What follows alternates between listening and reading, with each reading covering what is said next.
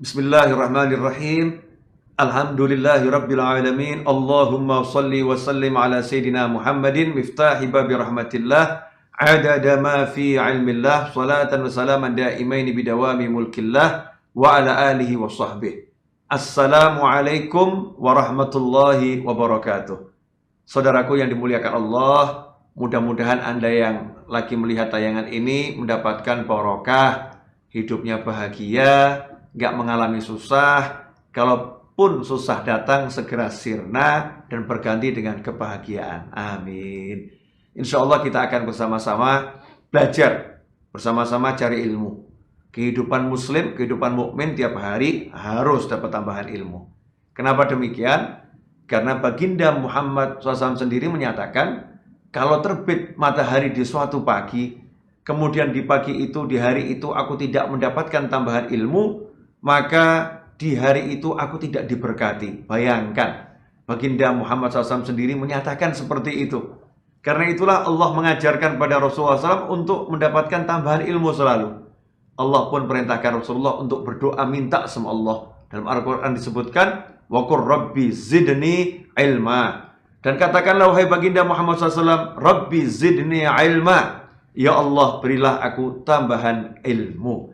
Insya Allah melalui tayangan ini kita akan belajar bersama-sama kitab Al-Hikam. Kitab yang lumayan tebal, ya, insya Allah kita bisa menghatamkannya. Kalau kita khatamkan kitab ini, kita dapat ilmu yang banyak dan ilmu yang manfaat, insya Allah. Kitab Al-Hikam ini karya Ibn Athaillah Al-Iskandari rahimahullah. Ya, mudah-mudahan insya Allah kita panjang umur, ya. Panjang umur, sehat walafiat fi taatillah, bisa menyelesaikan kitab ini dan kitab-kitab yang lain. Al-Hikam karya Ibn Athaillah, seorang ulama yang lahir tumbuh besar di kota Iskandariyah, Mesir. Di kota itu, di Wasa itu banyak ulama besar. Sebetulnya Ibn Athaillah adalah bukan ahli tasawuf di awalnya. Di awalnya beliau adalah ahli fikih, ahli hukum. Nah, karena beliau ahli fikih, ahli hukum, dewasa itu tidak bisa menerima ilmu tasawuf. Pada awalnya, gak bisa menerima ajaran-ajaran sufi. Dan Ibn Athaillah menentang ilmu-ilmu tasawuf yang tersebar di Iskandariyah. Suatu ketika Ibn Athaillah mengeluarkan kalimat yang keras, ya, ucapan yang keras, menegur seorang sufi yang ternama di Iskandariyah, yaitu Syekh Abu Abbas Al-Mursi. Teguran keras tersebut rupanya membuat Ibn Athaillah berpikir. Setelah mengucapkan teguran lewat murid-murid Syekh Abu Abbas Al-Mursi, pulang ke rumah, Ibn Athaillah berpikir, saya ini menegur seseorang, menghakimi seseorang tanpa saya mengenal ajarannya langsung. Saya cuma mengenal ajarannya dari murid-muridnya. Ini sesuatu yang nggak benar, sesuatu yang nggak betul. Makanya Ibn Athaillah pun menyatakan, saya akan datangi majelisnya. Kalau dia betul, ya saya akan terima kebenarannya. Kalau dia salah, ya udah, akan semakin jelas salahnya. Maka Ibn Athaillah besoknya datang ke majelis Syekh Abu Abbas Al-Mursi rahimahullah, seorang sufi di masa itu di kota Iskandariyah, yang ajarannya semula ditentang oleh Ibn Athaillah. Nah, ketika hadir di majelis Syekh Abu Abbas Al-Mursi, Ibn Athaillah terkejut karena majelisnya sangat terasa kental ruhaninya. Kemudian ilmu yang disampaikan, yang diucapkan sangat berbeda dari apa yang beliau dengar dari orang-orang. Maka jatuh cintalah Ibn Athaillah kepada Syekh Abu Abbas Al-Mursi. Beliau pun pulang ke rumah. Sampai di rumah gak bisa tidur.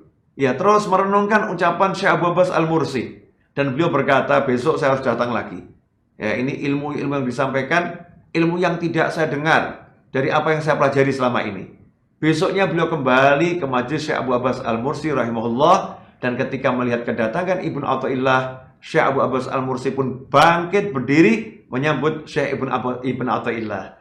Saat itulah Ibn Athaillah yang semula benci, yang semula gak suka, ya, yang semula gak cocok, yang semula mengkritik dengan keras, ketika melihat Syekh Abu Abbas Al-Mursi, Ibn Athaillah pun menyatakan, wallahi, demi Allah, sungguh aku sangat mencintaimu.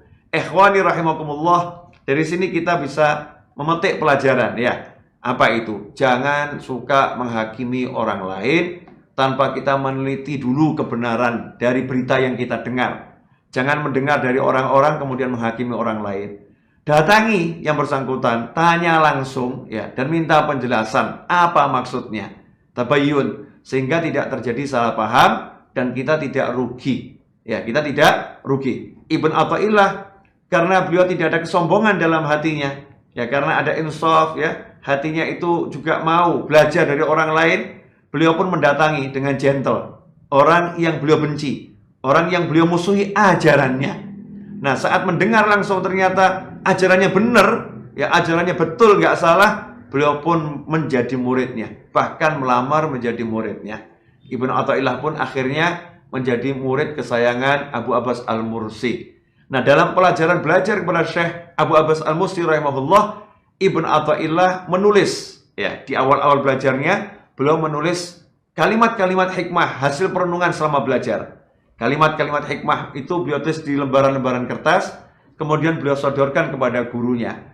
Guru, saya menulis ini. Gurunya pun membaca. Selesai membaca, gurunya berkata, sungguh engkau telah menulis pikiran-pikiran pokok, poin-poin penting yang ada dalam kitab Ihya Ulumuddin. Dan lembaran-lembaran itulah yang saat ini akan kita pelajari, yang kita kenal dengan kitab Al-Hikam. Artinya, kitab Al-Hikam adalah kitab pertama yang ditulis Ibnu Athaillah dan sudah beliau sodorkan kepada gurunya, diteliti oleh gurunya, dan gurunya pun memuji kitab ini adalah pikiran-pikiran pokok Ihya Ulumuddin, poin-poin penting kitab Ihya Ulumuddin yang dikarang oleh Hujjatul Islam Imam Ghazali rahimahullah. Ikhwani rahimakumullah, alhamdulillah saat berangkat umrah dan mampir ke Mesir, saya menyempatkan diri dan menjadi salah satu tujuan utama saya ke Mesir saat itu untuk menziarahi Syekh Ibnu Athaillah dan juga menziarahi guru beliau Syekh Abu Abbas Al-Mursi dan juga menziarahi Imam Syafi'i. Kalau ada kesempatan berangkat ke Mesir, selain kita membaca kitabnya, kita juga datangi beliau di pemakamannya, di tempat peristirahatannya, agar kita diakui murid dan kita kelak mendapatkan syafaatnya. Ikhwani rahimakumullah, insyaallah, ya walaupun sedikit demi sedikit, insyaallah bersama-sama kita bisa menghatamkannya. Jangan lupa terus belajar kitab Al-Hikam bersama saya, ya melalui channel YouTube saya Habib Novel Al-Idrus. Dan kalau Anda menikmati kajian ini, jangan lupa like dan share kepada yang lain agar banyak orang mendapatkan manfaat dan kita pun dicatat sebagai penyambung lidah para ulama dan menjadi orang yang dianggap murid ulama tersebut, dan akhirnya kita mendapatkan syafaatnya ulama. Karena Rasul SAW bersabda, kelak di hari kiamat ada 3 kelompok manusia yang diberi izin oleh Allah Ta'ala untuk memberikan syafaat, yaitu para nabi, para ulama, dan para syuhada. Insya Allah kita segera bertemu pada kajian berikutnya, kitab Al-Hikam karya Ibnu Athaillah Ahmad bin Muhammad Ibn Athaillah Al-Askandari rahimahullah. Semoga pertemuan ini barakah dan manfaat. Saya mohon maaf. Wabillahi taufiq wal hidayah. Wassallallahu ala sayyidina wa maulana Muhammadin wa alihi wa sallam. Walhamdulillahirabbil alamin. Wassalamualaikum warahmatullahi wabarakatuh.